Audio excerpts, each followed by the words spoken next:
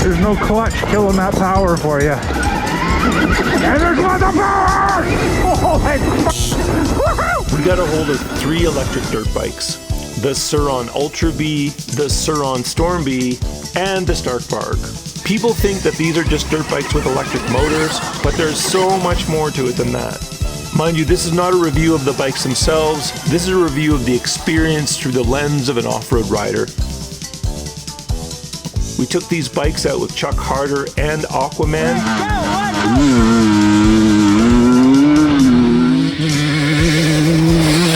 With Mason the intern and myself.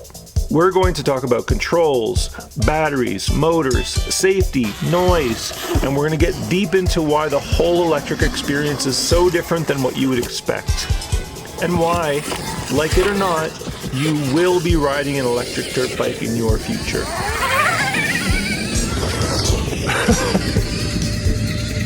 Oh man.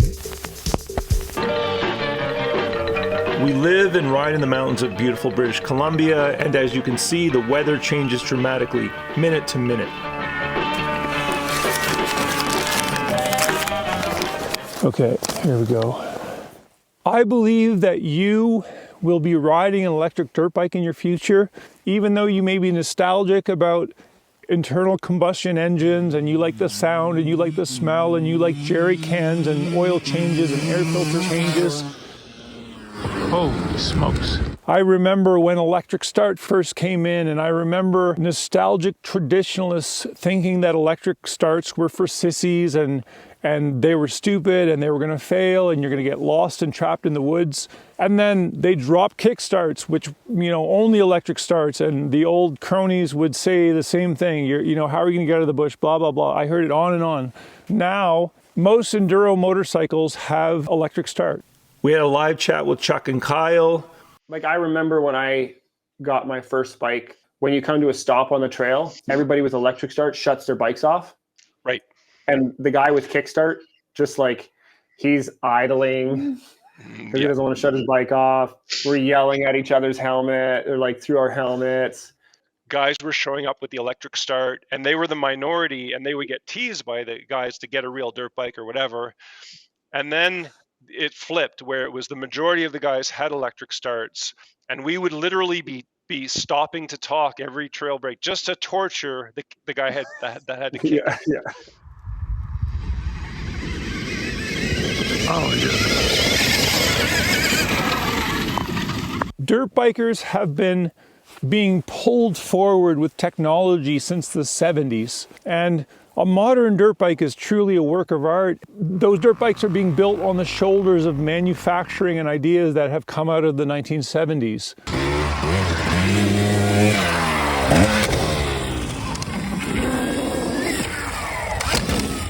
Everyone thinks, oh, an electric bike is just going to be an electric dirt bike. The only thing that's different is the power delivery and the sound. But that's not true at all. 3, 2, 1, go!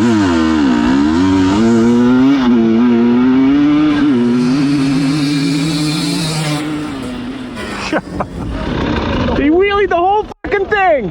That was so badass. Was I wheeling the whole thing?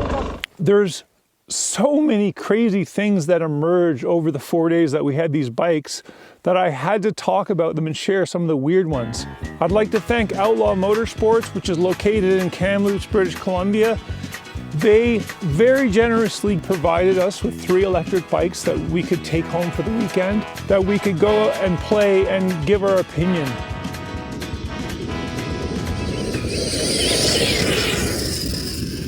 Kaya thinks it's a 2-stroke, so she's chasing it. She hates 2-strokes. Let me introduce the bikes that we had. We had a Surron Ultra Bee. We had a Surron Storm Bee, which is their full-size dirt bike, and they're like their big daddy. And then we had the Stark Varg, which is the electric motorbike that is out right now. It's considered an electric motocross bike. The one we had a 21-inch front wheel and a 19-inch front wheel and a motocross suspension, but it is a full-size bike.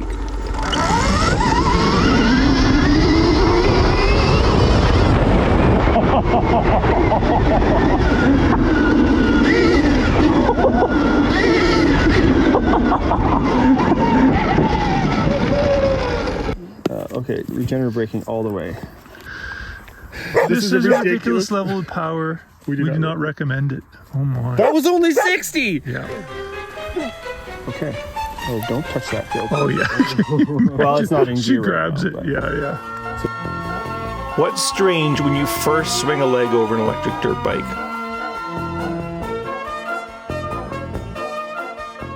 Okay, so you've never ridden on anything electric No, before? Okay. nothing. I have, so it's a little different. Yeah.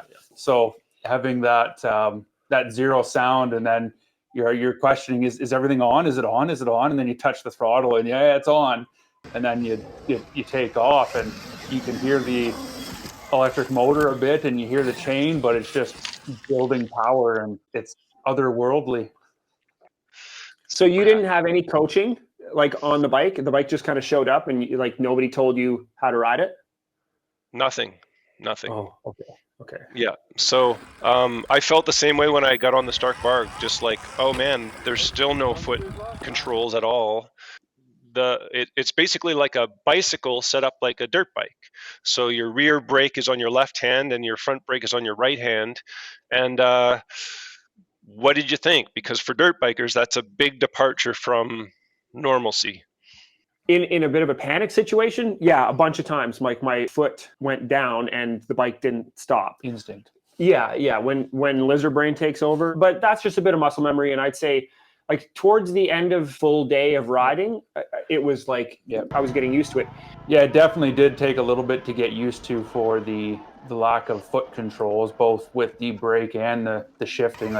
I liked my feet being nice and planted. I didn't have to shuffle them around for shifting, and because we don't even think about it, but when we're shifting and braking, we're shuffling our feet around a bit, and our whole leg, really. Yeah, exactly. It is definitely a little different. It's obviously nice, like the front brake is still in the same spot, so, and that's the really critical one that you don't want to accidentally grab.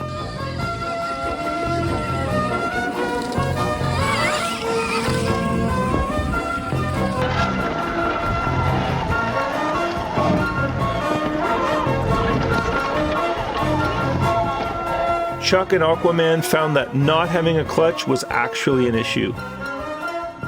Yes. I don't know if I want to do this on this electric bike. I don't have the clutch. The clutch bothers me. Oh, the lack of a clutch. Yeah. Right. Why you're reaching for it. Yeah, but I like big muscles. It's this big lever that's trying to control this throttle, and it's just not as accurate as this. Right. There's no getting around it. Right. So it's like all or nothing with the throttle. Yeah. Right. Yeah, like this is coarse adjustment, and this is fine adjustment, and this doesn't have it. Like in the trail and flowy stuff, like no problem. The advantage of having the rear brake here was probably outweighed the lack of clutch, but in technical stuff, nope. Right. You need a clutch. I need a clutch. Right. Cool. Oh, lovely. I feel like it needs a way to reel in that power, because I think it can, like the Stark Varg, I feel like you could probably power through the rear brake on it if you grabbed a handful of throttle. Oh yeah. I don't know that you'd reel it in with the brake. Not a chance. 80 horsepower, not a chance. The guys had lots of ideas for some sort of electronic clutch or maybe fly-by-wire traction control system, but however it gets done, these bikes need something to override the immense power of the electric motor.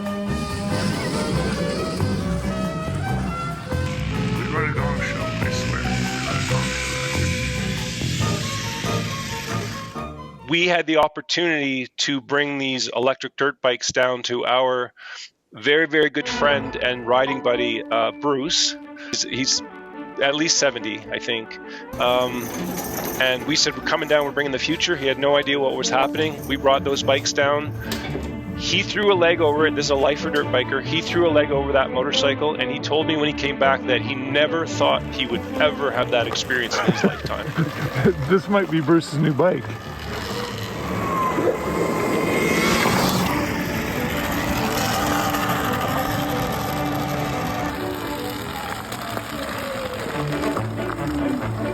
Well, I think I want one of these. I know you did. Yeah. Is it cool? It's cool. And it's got a lot of battery life, like hours. So I think That number right there, Bruce. You can go to map 2. 3. All you do, and you can go back down. So right now you're 30 horsepower. Cool. If you want 40, click up. If you want to go back down to 30, click down. Boy, am I ever liking this rear brake. Yeah? Oh yeah, what? It's happening. That's how it works. Thank you. I'm a futurist.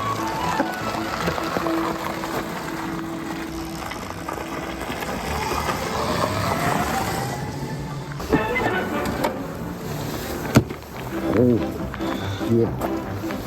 And he was absolutely blown away, and he loved the Surron Ultra Bee. That was the bike for him. Let him warm up. Don't start on a cold engine.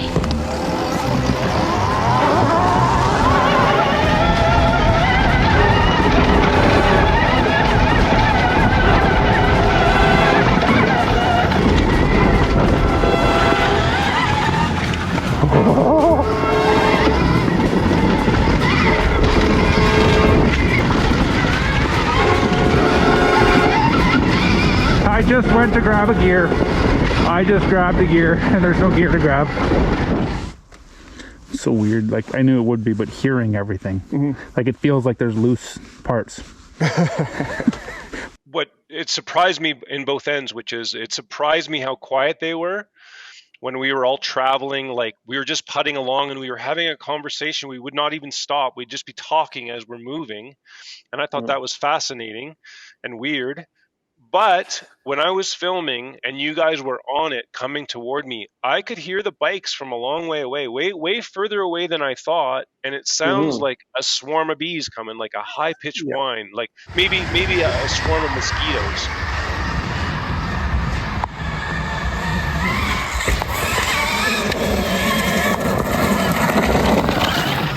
Like very high-pitched whine, and I could hear it coming in the distance when you're on it.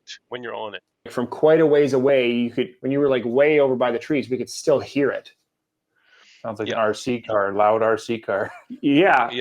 It's not loud, but the sound seems to carry. Overall, I think it's safe to say that the electric bikes are going to change things in riding areas and complaints and how people perceive us. You know, I think although they aren't silent, they're a lot better than what we currently have. Silent but deadly. That's Mason out there on the... We're gonna go.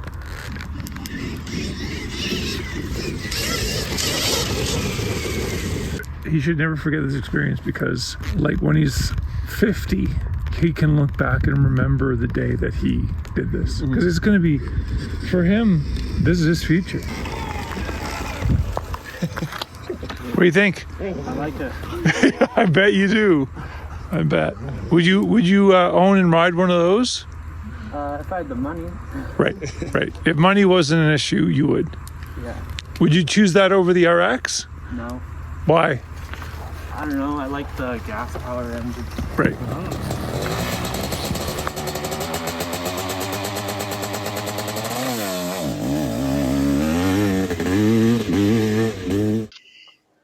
I mean, I feel like this is just a question of nostalgia, and I am not nostalgic at all. I don't care. I don't care at all. Yeah. When I heard about Altas and stuff, I just thought that's so cool. I want to try an electric bike. I wasn't thinking, oh, I'm going to miss my two-stroke because I love two-stroke, but I never thought I was going to miss that. I just thought I can't wait to try an electric bike.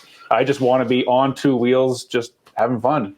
Dinosaurs are dead for a reason, and you know, things come and things go, and you know, there's people that hang on, and there's early adopters and whatnot, and like the industry is always going to be driven by an enthusiastic crowd that wants to go have fun, and there's no less fun factor because you don't have a noisy machine under you. Aquaman is cackling like a hen. All he's doing is like full...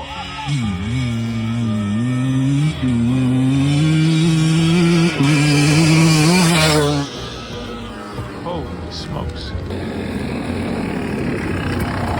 Well, I don't even know if I'm getting the finish properly because I'm just so busy like watching the wheelie. I'm just like, oh my God. And then I like forget to get the finish. This is gonna be epic. I'm having a hard time in the first like 20, 30 feet with getting the power down without wanting to wheelie over. Like it's... Do you want to, we can adjust the gears. Do you want to? What do you mean adjust the gears? Like adjust the horsepower. Because right now I have first, second, third, fourth, fifth. I have 40, 50, 60, 70, 80. And he's just like going through the gears, which is the button. Yeah. Right? How high are you getting? all the way. I'm in fifth. Every time we come back, I'm in fifth. Okay. Maybe you want lower power to keep the traction down? 30 or 35? Yeah. Or maybe 33? So you're going to go 35 horsepower for 35. First.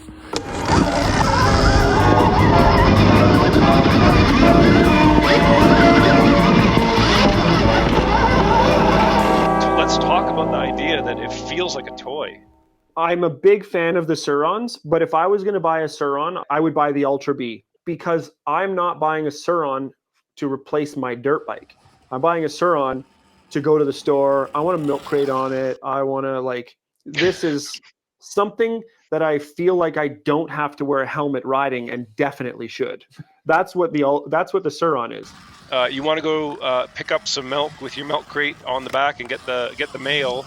My prediction is that we're going to go through a period of time where these electric motorcycles, these dirt bikes, are going to hurt, maim, and kill a whole group of people before this gets sorted out. Because the Stark Varg has 80 horsepower, and if I'm a young idiot, I'm an old idiot right now, we're keeping that on 80 just because we're insane, but we're going to hurt ourselves. We went riding to do some filming, and I was at the back on a combustion engine, Honda 250RX. Mason was with us. Young Mason's 14. He came with us. And I was watching you guys and reading your body language. Even with you, Chuck, it was like reckless abandon. Like, we went down into some crazy ditch and went up this crazy thing. And I was just like, everyone was just like drunk on joy. And I could see it in your body language, and the things that you guys were doing on the bikes is not a typical, when we're going to, first go for a dirt bike ride. That's so awesome! I don't know, less than 5 minutes into the ride, Chuck departs off the ridge and goes swooping down into this big ravine super fast. And, Chuck's been riding the Stark Varg a lot more. Kyle's new on it. Mason's brand new on it. He hadn't really ridden it. He had already broken the fender off of it. Yeah. I hope Mason's watching. If he's not, he's going to see this. Kyle, you ate it hard, and I've never seen you eat it like that ever. Kyle can ride, and he's right. He's a lifer. A lot of what happens in the sport is driven by racing, and safety is a huge factor. And I have a feeling that some of the other manufacturers may have been complaining about the safety of not having a clutch, and the fact that you can lay the Varg down on the throttle side, jam some dirt in there, and that 80 horsepower potentially can, the bike will run on its side, and there's no clutch to grab. If that throttle is sticking wide open, you have zero safety. Okay, so I'm gonna try. Chuck told me to launch in first gear and then start grabbing gears, so we're gonna see what happens here.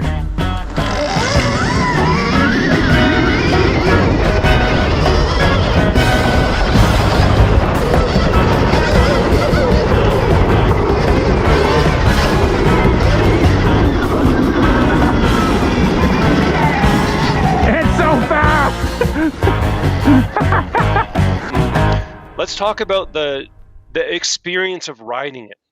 I was having so much fun from the very beginning. Like, the moment it started moving forward for the very first time, my mind was blown and I just couldn't get off it. Like, I couldn't wait to ride it. I was so excited. I was used to how the electric power comes on and how sudden and how responsive it is. But the Stark Varg doesn't feel like anything like any other electric bike than I've ever ridden. It's a whole different category. It's a real dirt bike. It feels like a motocross bike. So tall, stiff, rigid, aggressive, bars rolled back, 19-inch wheel, narrow seat, all that stuff is exactly what the Stark Varg is. I love a lot of horsepower. If I can have lots of power on tap, I normally ride a CR500. So like that power on tap and the way that it built its power. It doesn't build it. It's just there. It's always there, and it's always on the pipe. It's like, and like the 500, I wouldn't ride it on the pipe. That'd be crazy. I would wear myself out all the time. But these bikes are just always on the pipe. They're always ready to go. Don't have to slip the clutch and build power. It's just there. Although the bikes are on the heavy side, the lack of rotating mass in the motor makes them much more flickable than a combustion bike of similar weight. So for what they weigh, like they are that Varg especially is very flickable. And it's always that weight. It's not like full tank of fuel and low tank of fuel. It's always that weight. And that fuel tank sitting up high isn't there.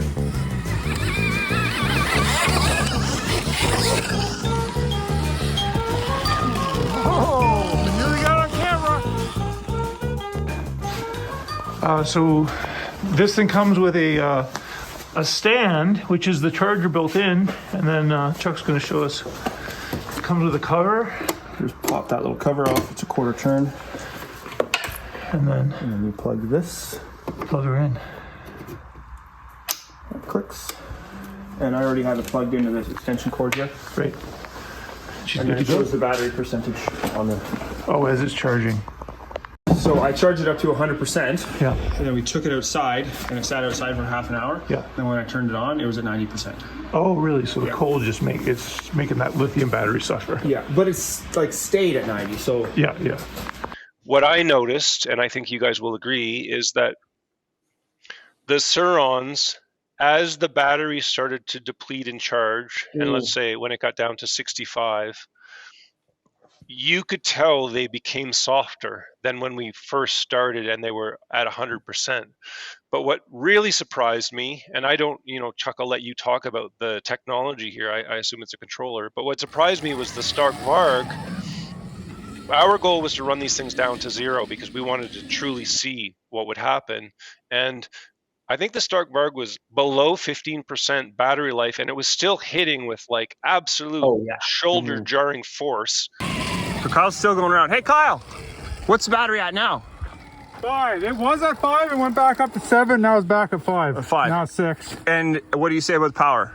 I'm on number 5 or at the high setting. Yeah. It feels great. Like I'm wheeling everywhere. But it's got to be decreased from what it was initially. I feel like it is a bit. Yeah, it feels maybe more like setting 4 before. Okay, so like down to 60 horsepower, but like still has tons of balls. Oh yeah, wheelies anywhere, no problem. Okay, go kill it. It keeps cutting out. Oh really? What are you at? 2. Okay. And it's rough. Okay, so she's done. Yeah, it's okay, not really. It's not rideable right now. Okay. It's you'll be going and then you'll have nothing, and you'll have going and then you have nothing. Okay, so we should probably not kill it any further. Right. I think that's it's dead. Cool. With the Surrons, it would go down. It would be weaker and weaker and weaker and weaker. But the Stark Varg was like a modern cordless drill where it's just 100% until all of a sudden it stops. Yep. It's usable, dead. Yeah, and it's like 2 completely different philosophies of approach to how they're going to give us the power. And what I liked about the Stark Varg is that from a practical perspective of actually riding the motorcycle, the Stark Varg had a lot. It seemed like a more practical situation for an EV of this generation. I dislike motorcycle maintenance, and I'm happy to shed oil changes, air filter cleaning, jerry cans of premix, and all the other engine maintenance. Just plug it in when you're done and it's ready to go next time. There is still components that can fail and that could require maintenance. Like, is there going to be dust getting into contacts, and now we're going to have high current issues because we have dirty contacts? We're not going to be doing valves and piston and rings and all that kind of stuff, but we still have our chain, and all of our bearings are all still there. People worry about being left with a useless dirt bike when the battery fails, but when you amortize an electric dirt bike over an internal combustion bike, the electric dirt bike should have 3 times the service life. Most people are not going to get 100 charge cycles out of the thing. Like, that's 200 hours of riding. And yeah, there are guys out there that will put that type of hours on in a year or 2 or 3, but even if you ride the bike for 3 years and put 400 hours on it, you're not even halfway through the life of the battery. So the value of the bike, people are going to look at the chassis and go like, okay, how are the linkage bearings? How are the spokes and the wheels? And realistically, if you take care of it, you could get 2,000 hours out of a battery, like way beyond the capability or capacity of any combustion engine. We went riding. We had Mason, Kyle, Chuck. You guys were all on electric bikes. I was on a Honda 250 RX, a cutting edge cross-country race bike, and it didn't take but 20 minutes where I couldn't help but think I was riding something that came out of World War II. That's how it felt to me, because you guys were all together on this plane of existence where you're all in electric. You glide into a stop, we're all talking, and then Dallas shows up, ba ba ba ba ba ba ba ba ba ba ba ba ba, and I'm idling, ba ba ba ba ba ba, and the conversation stops because nobody can hear anything with my bike idling. Oh, it does actually. Okay, on the next set, So I kill my combustion engine. It's quiet. We have the conversation plan, whatever we're going to plan. And then you guys just go, okay, cool. And then bzz, off you guys go, just like that, instantly. Yeah. And then I'm like, oh man, I gotta press the starter and it's gotta catch and pull the clutch in. What gear am I in? And you guys were already gone. And I'm just, the amount of time for me to get this combustion engine, it felt like I was like cranking the thing, and it was like, Yeah. It really felt way different, way different than the experience that you guys were having. I felt like I was riding something from ancient times.